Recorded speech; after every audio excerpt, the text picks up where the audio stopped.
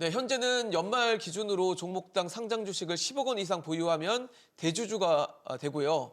또 대주주가 되면 양도소득세를 부담해야 되는 그런 부담들이 있는데 그러다 보니까 연말만 되면 이 양도세를 피하기 위한 매도 물량들이 쏟아지고 이것 때문에 국내 주식시장이 약세를 피하기 어렵다, 산타랠리는 없다라는 불만들이 나오고 있는데 박상 교수님 어떻습니까? 지금 뭐 이 대주주에 대한 양도소득세 때문에 시장이 좀 연말에 안 좋다라는 편견입니까? 아니면 사실입니까?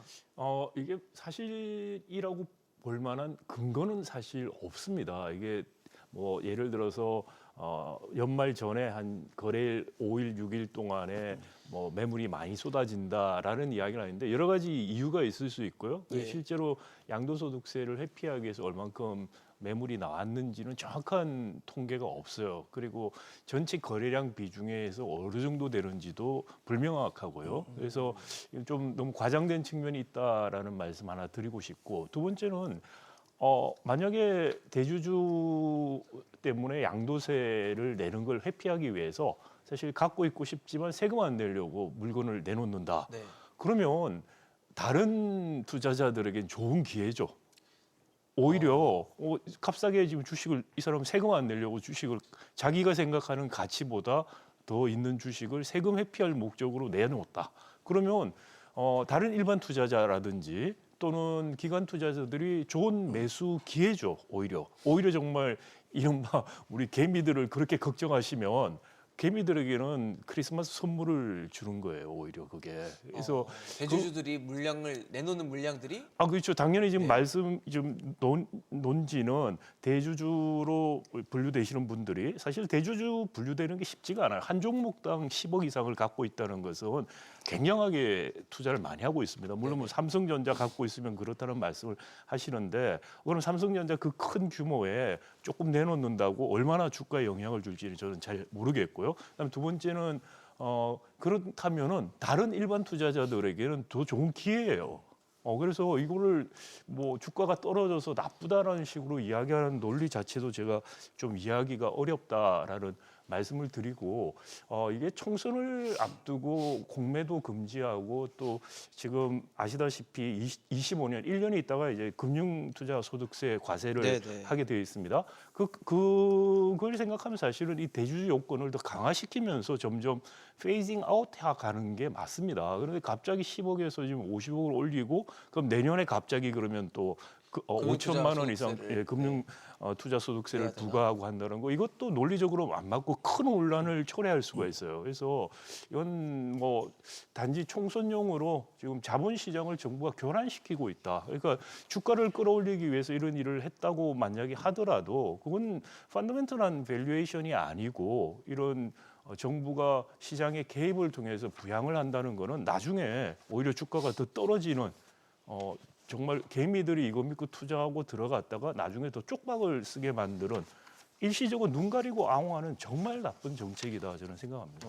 오히려 강화해야 된다까지 말씀을 주시는데 서지영 교수님 사실 어떻습니까? 지금 이게 이제 종목당 10억 원 이상이 되면 이제 대주주로 현재 분류가 되는데 정부가 좀 고려하고 있는 그러니까 특히 대통령실이 고려하고 있는 건 이제 이걸 뭐 한 50억 정도로 좀 올려서 대주주 요건을 좀 완화하는 방식인데요.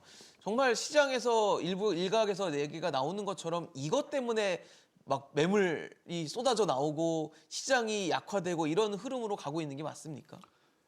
예, 일단은 뭐 박 교수님 말씀 충분히 공감이 되고 두 가지만 한번 예를 들어보겠습니다. 첫째, 우리나라 시장보다 이제 거래량이 많고 자본시장 규모가 큰 미국 같은 경우는 12월 달에 주가가 떨어지면서 1월 달에 이제 주가가 오르는 소위 1월 효과가 존재해요. 그러니까 그 1월 효과가 왜 존재하는지에 대해서 미국 그런 그 재무 분야 많은 연구들이 이루어졌는데 예. 대체로 세제 문제 때문에 그렇습니다. 그러니까 미국은 지금 그 무제한으로 손익통산 이월 제도가 고려가 되고 적용이 되고 있어요. 그러니까 우리는 양도소득세를 대주주에 한해서 내는데 그렇죠. 미국은 이제 증권거래세가 없는 대신에 소득 차익에 대해서 이제 과세를 하는데 그 소위 말해서 이익 본 부분하고 손실 본 부분을 이렇게 차익을 보고서 그 만약 손실이 났을 경우에는 이제 과세를 안 하고 계속 몇 년 동안 어떤 누적된 그 손실 여부에 따라서 과세를 하거든요.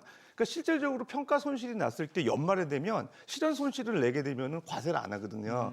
그러니까 대주주들이나 일반 투자자들도 연말이 되면은 주가가 빠져서 내가 그 평가 손실된 부분들을 의도적으로 실현 손실을 해가지고 과세를 안 내려고 하는 전략을 피거든요.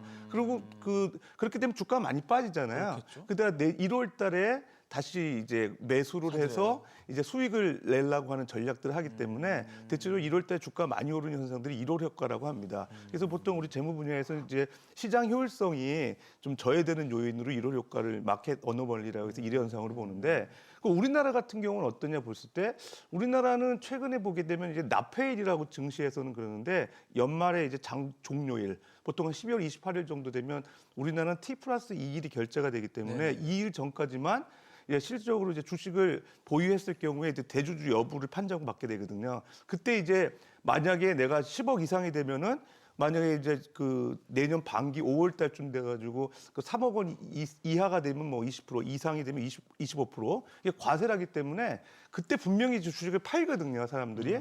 그러니까 어느 정도 효과가 매도 효과에 따른 주가 하락 포인트가 있고 실제로도 그 2020년부터 22년까지 그 납해일 이전에 5영업일 일주일 동안에 주식 매도 물량 보면 한 2조에서 8조 정도가 증가한 거로 나오고 있거든요. 그러니까 그런 측면만 보면은 어느 정도 12월 때 주가 하락이 이제 세금 문제 때문에 이제 매도 물량이 늘어나는 거는 좀 사실인 것 같습니다.